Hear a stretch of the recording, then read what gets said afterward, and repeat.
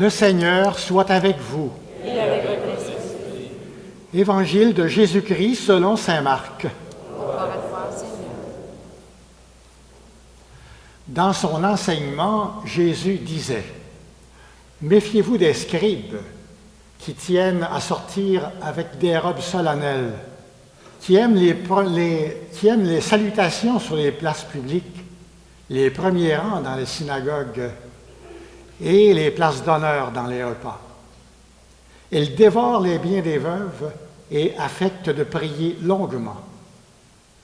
Ils en seront plus sévèrement condamnés. » Jésus s'était assis dans le temple en face de la salle du trésor. Il regardait la foule y déposer de l'argent dans le tronc. Beaucoup de gens riches y déposaient de grosses sommes. Une pauvre veuve s'avança et y déposa 2 piécettes. Jésus s'adressa à ses disciples. « Amen, je vous le dis, cette pauvre veuve a mis dans le tronc plus que tout le monde. En effet, tous, ils ont mis de leur superflu.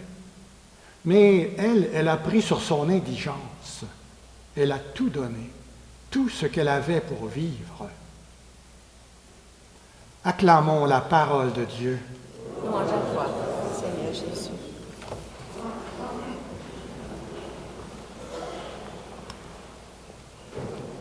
L'obole de cette pauvre veuve dans le temple m'a fait me souvenir de ma première obole dans le temple, ou plutôt de mon nom obole, puisque j'ai mis l'argent dans mes poches. C'était la première fois que j'allais à la messe. J'étais avec mon père.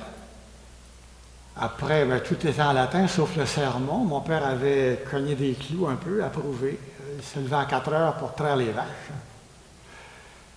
Mais après le credo, là, il me donne 10 cents. Un beau 10 cents. Moi, je demeurais trop loin du village pour dépenser de l'argent, mais je savais ce que c'était. Et je me suis dit, tiens, c'est intéressant, la messe. Ça a tout l'air que les parents donnent de l'argent à leurs enfants. Mais passe un bon monsieur avec un panier, et mon père met quelque chose là-dedans. Le type, il me regardait avec le panier, mon père me regardait. Je n'ai rien fait. La semaine suivante, j'ai donné 20 cents. En analysant après coup cet événement, je me suis dit, c'est peut-être la première fois où j'avais à donner quelque chose gratuitement, avoir à donner quelque chose sans rien attendre en retour. Et comme pour tout enfant, ça ne se comprend pas et c'est difficile. Moi, à qui on faisait dire tous les matins et tous les soirs, « Mon bon Jésus, je vous donne mon cœur, prenez-le s'il vous plaît. » Je n'étais pas capable de donner 10 cents. Bon, je ne m'en veux pas. Mais ça me fait réfléchir sur ce qu'on pourrait appeler le syndrome ou le complexe de la propriété. Un jeune enfant, à mesure qu'il prend conscience qu'il est dans un environnement, il annexe tout ce qu'il touche. Il annexe papa, maman, les frères, les sœurs, tout ce qu'il touche, il l'annexe. Il faut faire attention, maintenant, il y a des petites pièces pour ordinateur, par exemple, une clé USB, c'est pas un bonbon, mais lui, il va le mettre dans sa bouche. Il annexe tout, il faut qu'il goûte tout, qu'il touche tout. Et il doit apprendre à passer du geste de prendre au geste de donner. Nous avons tous à faire ce chemin. Pourtant, même comme adultes, entre nous, on annexe bien des choses et même des personnes. C'est notre propriété. L'espace que nous occupons un moment, c'est comme s'il finissait par nous appartenir aussi. Et là, j'en ai de collés partout. De l'espace que j'occupe, des biens que j'ai, quelque chose que j'ai ramassé, une chose que j'ai achetée dont je ne peux pas me séparer. Tout m'appartient. Et c'est pour ça que Jésus dit, attention, il faut passer par la porte étroite. Ben, si j'en ai de collés partout, ça ne passe pas. Donc, la parabole de l'obole, pas la parabole, l'obole de la veuve aujourd'hui m'invite à réfléchir sur ce qu'est l'essentiel, sur ce qu'est le superflu et sur ce qui est moi-même, mes possessions et moi-même. Dans la prière d'ouverture, tantôt, on lisait tout le sens de cette célébration aujourd'hui, de cette parole. Hein? Enlève-nous, délivre-nous de tout ce qui nous arrête, afin que sans entrave, ni d'esprit, ni de corps, nous soyons libres pour accomplir ta volonté. Si j'en ai de collés partout, je ne suis plus libre. Et des fois, je ne fais plus la distinction entre ce qui est moi et ce que j'ai accaparé, ce que je me suis approprié et qui m'empêche d'être libre. Jésus admire cette pauvre veuve. Jésus admire cette pauvre veuve parce que elle lui ressemble. Elle a tout donné, tout ce qu'elle avait pour vivre. Être veuve dans l'ancien Israël, ce n'était pas un cadeau. Si une veuve devenait veuve, justement, sans enfant, ben, elle n'avait aucun droit, elle n'avait qu'à se débrouiller, à retourner dans sa famille, à s'organiser, avec aucune ressource, dans un monde d'hommes. Si elle avait de jeunes enfants, mais elle devait en plus s'occuper d'eux, d'héritage.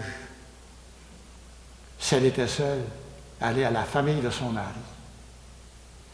C'est pour ça que tout le temps dans l'Ancien Testament, on insiste sur l'attention apportée à la veuve et à l'orphelin.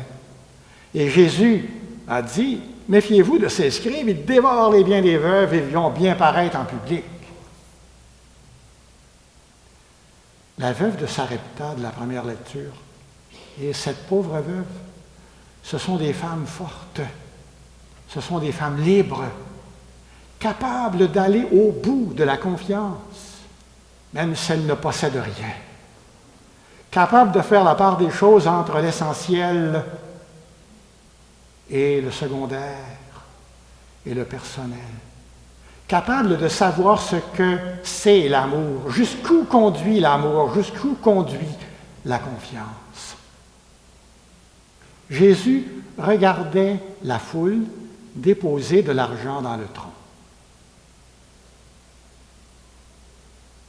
Des gens riches, ils déposaient de grosses sommes. Jésus n'a pas dit « ça vaut rien ». Non, il a dit « elle a tout donné ».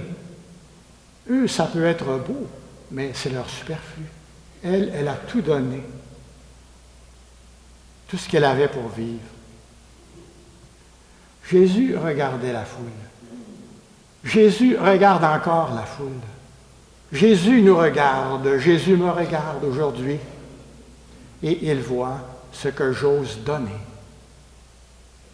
Je veux dire, Seigneur, mais je ne suis même pas comme cette pauvre veuve, elle avait la foi plus que je l'ai. Qu'est-ce que je peux te donner, Seigneur? Ben, Jésus va me dire, ben, donne-moi ce que je t'ai donné, l'amour. Et le don de l'amour, ça commence toujours en petit. Dans les yeux de Jésus qui regarde la foule, ce sont les yeux de Dieu, un Dieu grand, majestueux, puissant, qui admire le don des petits. Mon pauvre amour, si je donne, il m'admire. Est-ce que je vais au bout de ma confiance? Jusqu'où me conduit ma foi? De quoi est-ce que je dois me débarrasser? Qu'est-ce qui est essentiel pour être heureux, pour posséder tout cet amour que je suis appelé à prendre? Lui, je peux l'accaparer, l'amour. Parce que je ne suis pas le seul à l'avoir. Il est partagé dans milliards de personnes. est-ce que quand Jésus me regarde, il se dit, « Ah, il me ressemble, elle me ressemble. »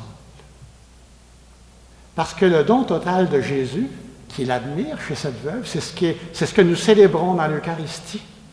Comme on disait dans la deuxième lecture, l'Épître aux Hébreux, ce n'est pas uniquement quelque chose qui aidait Jésus à vivre qu'il a mis dans le tronc de l'offrande.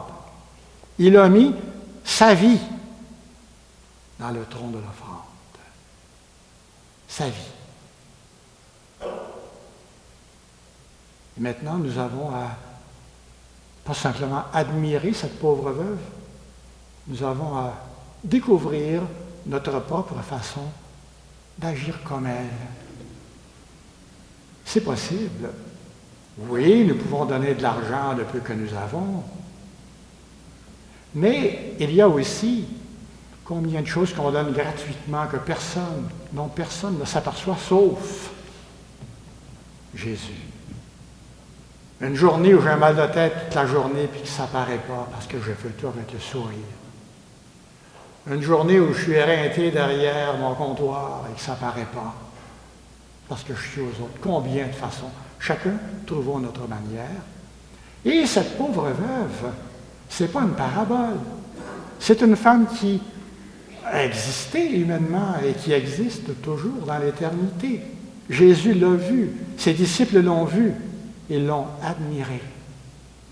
Mais avec tous les autres qui nous ont précédés dans la foi, qu'elle nous aide à savoir l'imiter, à savoir aller, nous aussi, jusqu'au bout de la confiance, jusqu'au bout de l'abandon, jusqu'au bout de l'amour.